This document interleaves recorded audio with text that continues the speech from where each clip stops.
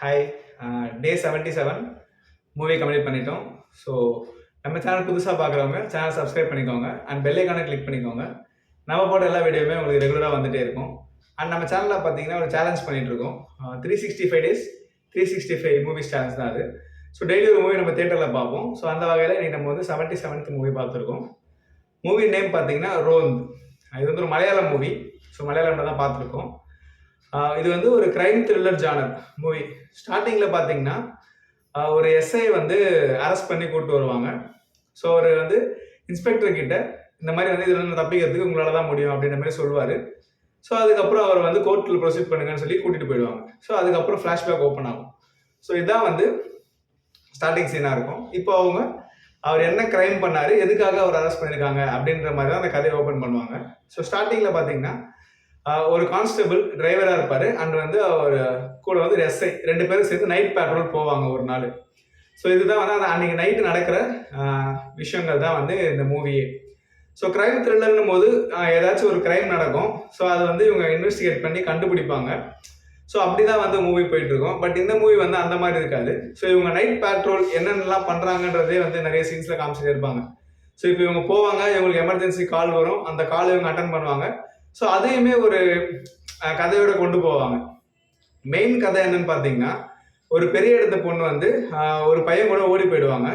So அது வந்து இவங்களுக்கு வந்து கம்ப்ளைண்ட்டாக வரும். ஸோ இந்த கம்ப்ளைண்ட் வர்றதுக்கு முன்னாடியே இவங்க வந்து அந்த வீட்டில் பிரச்சனை பண்ண போயிட்டு இருப்பாங்க. இப்போ அந்த பொண்ணோட அண்ணன் வந்து அந்த பையன் வீட்டில் பிரச்சனை பண்ணிட்டு இருப்பாங்க. ஸோ இவங்க பேட்ரோல் போகிற சமயத்தில் ஸோ அதை விசாரித்து என்னன்னு சொல்லி அவங்க அனுப்பிச்சிடுவாங்க. இவங்க பேட்ரோல் வரதை பார்த்து அந்த பசங்க பயந்து ஓடிடுவாங்க. ஸோ இவங்க பையன் வீட்டில் என்ன ஏதுன்னு கேட்டுட்டு இது வந்தாலும் எங்கள் ஸ்டேஷனில் வந்து கம்ப்ளைண்ட் கொடுங்கன்னு சொல்லிட்டு வந்துடுவாங்க. ஸோ அதுக்கப்புறம் மறுபடியும் பொண்ணு மிஸ்ஸிங்னா அவங்க அப்பா சைட்லேருந்து கம்ப்ளைண்ட் வரும். இவங்க போய் என்னன்னு கேட்கும்போது பார்த்தீங்கன்னா அவங்க வீட்டில் வந்து போய் சொல்லி அனுப்பிச்சிடுவாங்க. இந்த மாதிரி வந்து எங்கள் பொண்ணு கிடச்சிருச்சு, ஸோ எதுவும் இல்லைன்னு சொல்லி ரிட்டர்னில் எழுதி கொடுத்து அவங்க வந்து இவங்க வந்து அனுப்பிச்சி விட்ருவாங்க. ஸோ இந்த விஷயங்கள்லாம் வந்து 1 by 1 போயிட்டே இருக்கும். ஸோ பொண்ணோட இன்னொரு அண்ணன் இருப்பார். ஸோ அந்த பேட்ரோல்லே அவர் ஒரு தடவை இவங்க கிட்ட மாட்டுவார். அந்த மாதிரி வந்து இவங்க நைட்டு ஃபுல்லாகவே வந்து ரவுண்ட்ஸ்லேயே இருப்பாங்க. ஸோ இவங்க இந்த பொண்ணு பிரச்சனை இல்லாமல் இன்னும் 2-3 பிரச்சனைகளும் வந்து இவங்க வந்து அந்த நைட்டில் வந்து ஃபேஸ் பண்ணுவாங்க.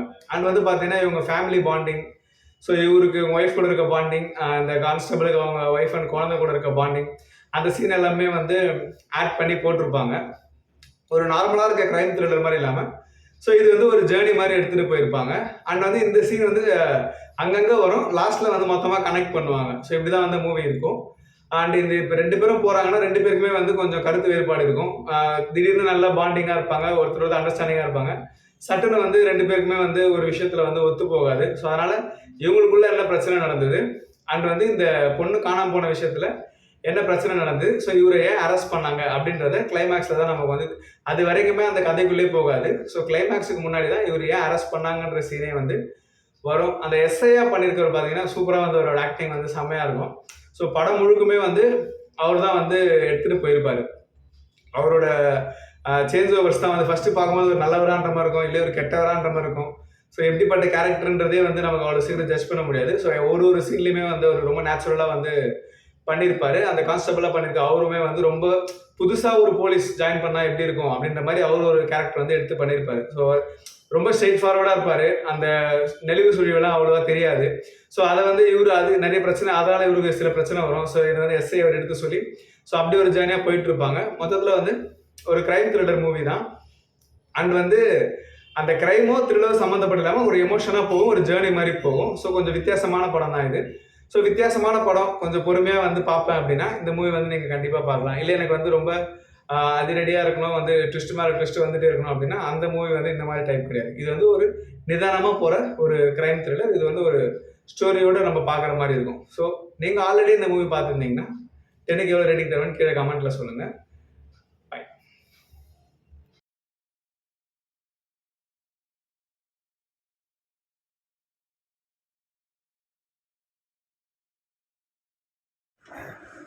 Day 77 மூவி கம்ப்ளீட் பண்ணிட்டோம்.